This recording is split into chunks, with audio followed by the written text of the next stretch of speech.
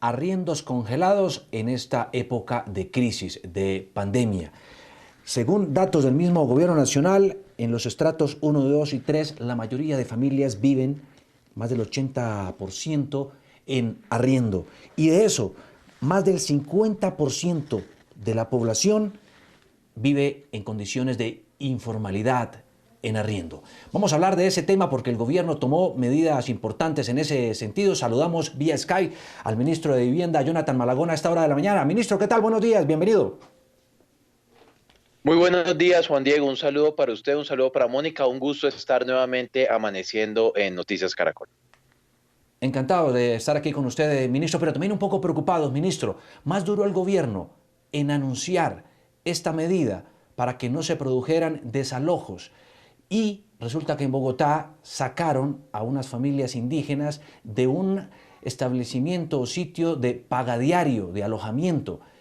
¿Qué pasa en esos casos, ministro? Juan Diego, esa pregunta me sirve para explicar el alcance de la medida. En Colombia están suspendidos todo tipo de desalojos. Durante la emergencia económica y hasta 2 meses después, no se puede desalojar a ninguna familia que viva en Colombia, independientemente de si la familia es colombiana, es venezolana, si el contrato está a 1 año, a 6 meses, a una semana o incluso si es un contrato de pagadiario. Hacer un desalojo en Colombia sin previo fallo judicial está prohibido y lo que hace el decreto es prohibir esos desalojos durante esta emergencia. Déjeme hacer una segunda referencia, Juan Diego. Aquí en este mercado del arriendo tenemos una gran preocupación porque no solamente el 90% de las personas que viven en arriendo, que son casi 5 millones de familias colombianas, son de estrato 1, 2 y 3. También las familias que viven del arriendo, es decir, los arrendadores, los que tienen un predio, tienen un nivel de fragilidad y de vulnerabilidad, porque en el 82% de los casos son estrato 1, 2 y 3. Por eso es muy importante explicar el alcance del término que usted utilizó, congelamiento. No es que nosotros hayamos suspendido el pago de arriendos. El congelamiento no quiere decir que estemos dando un incentivo para que los colombianos dejen de pagar su arriendo. El mensaje es muy claro. Todos aquellos que conserven su ingreso, todos aquellos que conserven su trabajo, todos aquellos que no se hayan visto económicamente afectados en el marco de esta crisis deben seguir pagando. Aquí no hay un incentivo a la cultura del no pago. Lo cierto es que reconocemos una realidad de mercado y es que aquellos que han perdido sus ingresos no van a poder pagar. Y lo que estamos es fomentando que lleguen a acuerdos privados con los arrendadores, arrendatarios, y esos acuerdos deben estar regidos por 3 principios fundamentales. Principio número 1, no puede haber desalojo. Principio número 2, no puede existir un incremento en la tarifa. Y principio número 3, llegar a ese acuerdo no puede implicar ni una penalidad ni tampoco intereses de mora.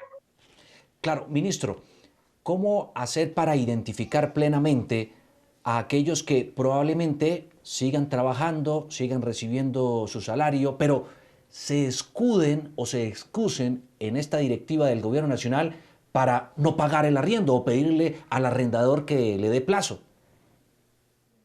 No hay ningún incentivo para que las familias hagan eso. Cuando pensamos esta medida y analizamos todos los posibles escenarios y revisamos lo que se ha hecho en todas partes del mundo, encontramos una práctica que a nuestro concepto era perversa. Y es que algunos países han explorado la posibilidad de reducir el arriendo para todos los que entren a esta negociación. Ante esa situación, existiría el incentivo que incluso el que puede pagar se acoja a esta medida sin que tenga necesidad. Ahorita no hay ningún tipo de beneficio para que una familia colombiana llegue a deteriorar su flujo de caja aplazando un compromiso que de todas maneras tendrá que pagar luego. Aquí no hay condonaciones, aquí no existe ningún tipo de alivio para la familia que haga eso. Entonces, dado que no hay ningún incentivo y que además estamos apelando al espíritu de solidaridad responsable que debemos tener todos en el marco de esta coyuntura, no creemos que las familias que no tengan necesidad de hacer el pago se acojan a esta medida que, insisto, no tiene ningún beneficio para ellos. ¿Qué pasa, ministro, si pasa esto? Que el contrato se renueva por estos días. ¿Qué se debe hacer? Hay muchísima incertidumbre por 2 razones. La primera, desde el punto de vista del arrendatario, ¿qué pasa si se me vence el contrato? A mí no me están desalojando, digamos, en el marco del contrato, pero si el contrato me vence en 15 días y me dicen, listo, legalmente, usted ya no tiene derecho a seguir viviendo en esta casa, ¿cómo hacer para que no me saquen? Pero también existe incertidumbre por parte del arrendador. ¿Qué pasa si los contratos se renuevan automáticamente un año y nosotros no tenemos certeza de querer seguir con esa relación comercial? ¿Por qué obligarnos a la renovación automática? Por eso lo que decidimos fue renovar automáticamente los contratos, pero por el periodo de emergencia. Eso lo que nos garantiza es cumplir esa premisa del presidente, que los colombianos se queden en casa durante este periodo de emergencia. Hay renovación automática, pero esa renovación va solo durante este periodo de emergencia. Y la gran excepción de esa medida es que las dos partes de común acuerdo decidan que el contrato no se renueve. Imagínense una familia que tiene previsto desde hace muchos meses mudarse dentro de una semana. Ya tiene el lugar al cual se va a mudar y está de acuerdo tanto su arrendador como esa familia. No habría ninguna razón, si existe un acuerdo y un consenso privado, para que no puedan llegar a la terminación del contrato. Sí, usted dice que es un congelamiento, que se prorroga el pago, que este se puede diferir. ¿Eso incluye el pago de intereses, por ejemplo? ¿El arrendador podría cobrarle un adicional al arrendatario? Juan Diego, nosotros no estamos diciendo que hay una suspensión del pago. Lo que nosotros estamos diciendo es que deben llegar a un acuerdo privado y ese mecanismo de acuerdo privado puede tener la suspensión como una alternativa, el aplazamiento como una alternativa, la reducción del canon como una alternativa. La idea es que cada arrendador con su arrendatario que no pueda pagar lleguen a un acuerdo. A mí me preguntaba mucho, ministro, ¿por qué el Estado no fijó los parámetros de esos acuerdos? ¿Por qué el Estado no dijo deje de pagar por tantos días, reduzca la tarifa en tanto por ciento? Y la razón es muy sencilla. No solamente es imposible instrumentalizarlo en un país donde la mitad del arriendo es informal, sino que caso a caso el acuerdo debe ser distinto. Imagínense, por ejemplo, aquellas familias que lo que tienen es un problema de caja, porque los ingresos son estacionales. No pueden pagar ahorita, pero pueden pagar dentro de 15 días. El mejor de los diseños sería aplazar y pagarlo cuando los ingresos lleguen. Aquellos que han perdido su ingreso, por el contrario, los que tienen una licencia no remunerada, no tienen un problema de caja, tienen un problema distinto de disponibilidad de recursos estructural. En ese caso, los caminos probablemente incluyan alivios a las cuotas. Lo cierto es que no podemos fijar eso desde el gobierno nacional. Queremos que respetando la Sí. propiedad privada se llegue a ese acuerdo eh, caso por caso. Por eso hemos decidido no fijar esos parámetros, Juan Diego. Esto también, ministro, aplica para las pymes, ¿cierto? Eso es una maravillosa noticia para las MIPIMES, para las pequeñas empresas de Colombia, para las medianas empresas de Colombia, también aplica esta medida. No solamente va a ser para las familias, y cuando hablamos de las familias, no es solamente para el estrato 1, para el estrato 2, para el estrato 3, para todas las familias colombianas y también para las MIPIMES. Juan Diego, déjeme contarle una cosa que también es una gran preocupación. Nos han hecho esta pregunta de manera recurrente. ¿Qué va a pasar con el pago de administración? Porque no solamente es el arriendo. ¿Qué pasa con aquellas familias que son propietarias, pero que hoy tampoco pueden hacer el pago de administración? ¿Cómo protegemos la propiedad horizontal? Son miles y miles, millones de colombianos los que viven en un edificio, en un conjunto, donde no solamente está el pago de los servicios públicos, no solamente está el pago del arrendamiento, está también el pago que ayuda a mantener la administración, que ayuda a mantener los servicios generales. Ahí también tenemos una Pero, noticia muy importante en el decreto. Y la noticia, Juan Diego, es que vamos a permitirles desahorrar unos recursos que tienen todas las administraciones de propiedad horizontal, que se llama el Fondo de Imprevistos. Ese Fondo de Imprevistos que se va acumulando año a año, que corresponde al 1% de los gastos, va a permitir en esta coyuntura proteger el empleo de vigilantes, proteger el empleo de conserjes, proteger el empleo de las personas que trabajan en el servicio de aseo. La prioridad es proteger el empleo de aquellos que han colaborado históricamente en los servicios de propiedad horizontal. sí. Ministro, Fede Lonjas, frente a la expedición de este decreto, dijo en las últimas horas que estas medidas podrían generar cierta inseguridad jurídica, incertidumbre y abrir la puerta también para generar esa incultura del impago, amparados en la pandemia. No, Fede Lonjas ha sido un entusiasta soporte de esta medida. Con ellos hemos trabajado desde el comienzo, la razón por la que las lonjas se han subido. Yo he hablado con la inmensa mayoría de inmobiliarias, con la inmensa mayoría de lonjas.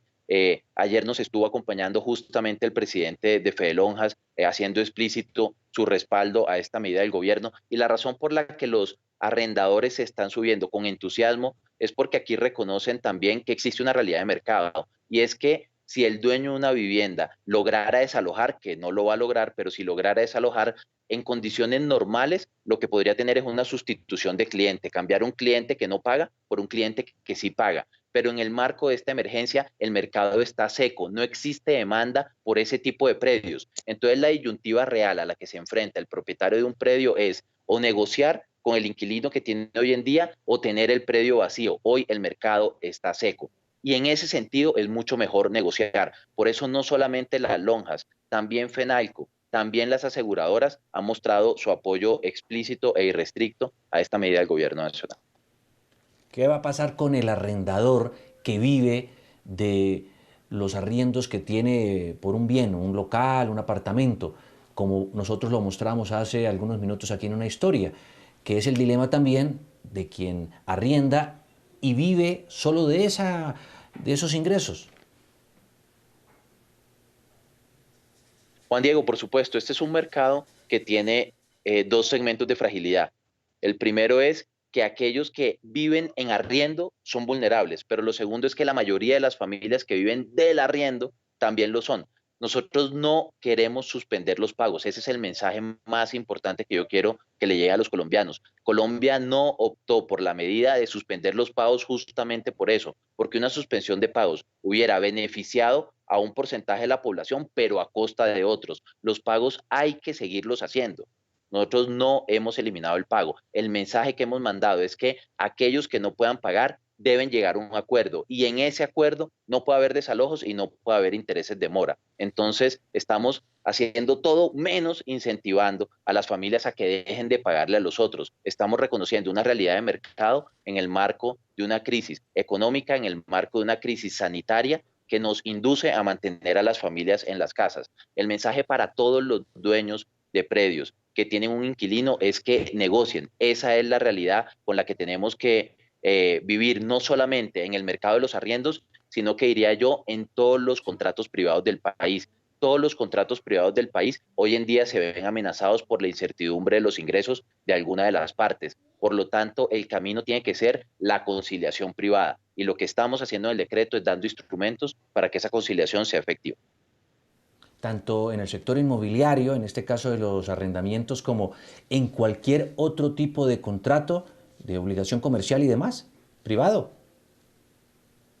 No, el decreto lo que regla son los contratos, pero mi reflexión tiene que ver con todos los compromisos. En todos los compromisos, en el marco de esta coyuntura, vamos a tener que afrontar tarde o temprano la realidad que una de las partes ha perdido su ingreso. Y dado que una de las partes ha perdido su ingreso, lo que deberíamos pensar es cómo de manera privada empezamos a negociar esos compromisos. Ese mismo espíritu fue, por ejemplo, el de las medidas que lanzamos aquí y que socializamos en Noticias Caracol la semana pasada y hace 15 días, cuando dijimos que las familias podían acercarse a las entidades financieras y podían renegociar los términos de su crédito hipotecario. Estábamos pensando en la misma lógica. Cuando dijimos que en términos de servicios públicos, durante unos meses no se podía hacer el pago y posteriormente se iba a diferir, el espíritu de la norma era exactamente el mismo: reconocer la excepcionalidad en los ingresos de las familias colombianas. Las medidas que hemos ido tomando en todas las dimensiones son muy consistentes y la instrucción del presidente Duque ha sido muy clara. Vamos a desplegar una serie de medidas que muestren la solidaridad con el pueblo colombiano, pero siendo responsables con la propiedad privada y siendo responsables con el funcionamiento de los mercados. Habla usted también de una especie de periodo de gracia en medio de todos estos contratos de arrendamiento. La pregunta es, ¿hasta cuándo podría ir ese periodo? 2 meses, es decir, la cuarentena vence el 13 de abril, ¿iría hasta junio 13? Juan Diego, como le decía en una respuesta anterior, no se trata de establecer una única fórmula para todos los contratos. En algunos casos el camino privado será el periodo de gracia, en otros casos será el aplazamiento del pago, en otros casos será el pago parcial.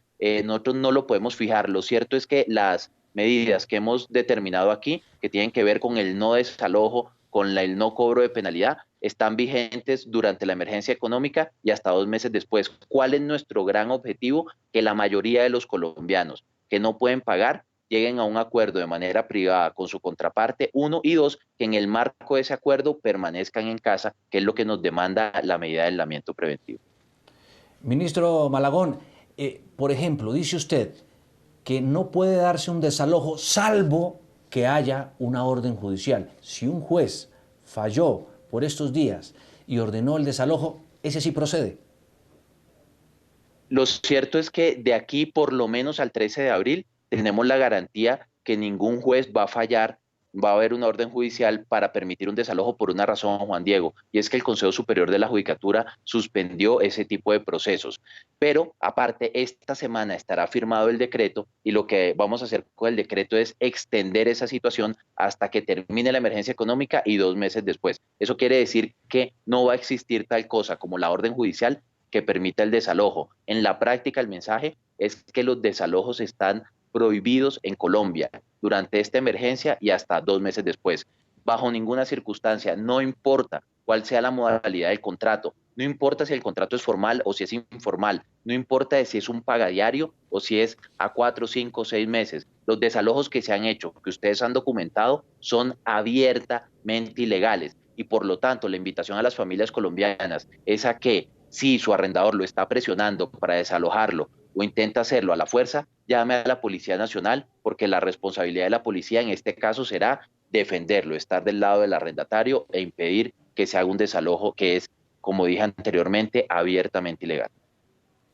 Y en el caso, por ejemplo, del arrendador pagadiario que expulsó a estas familias indígenas, la pregunta es, ¿hay sanciones, ministro?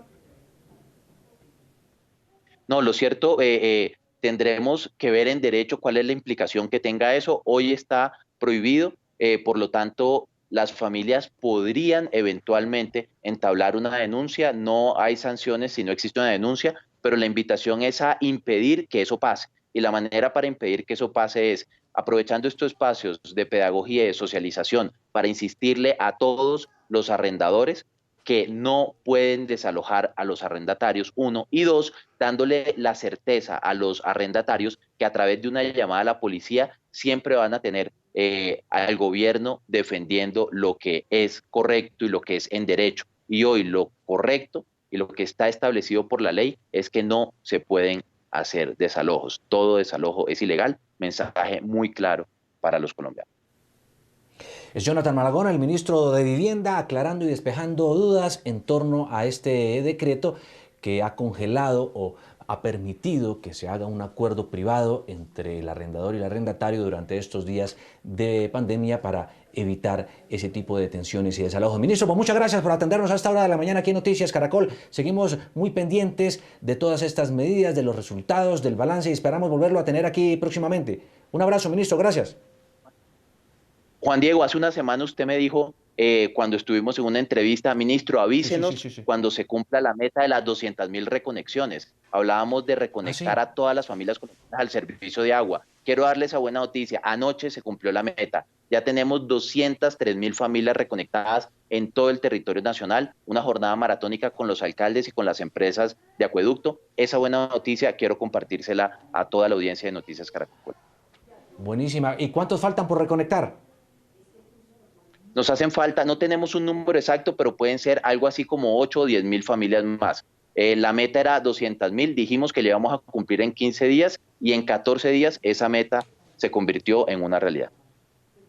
Pues ministro, la próxima semana nos vemos para seguir hablando de todos estos temas de tanto interés para los ciudadanos, para los colombianos en medio de esta crisis, de esta pandemia.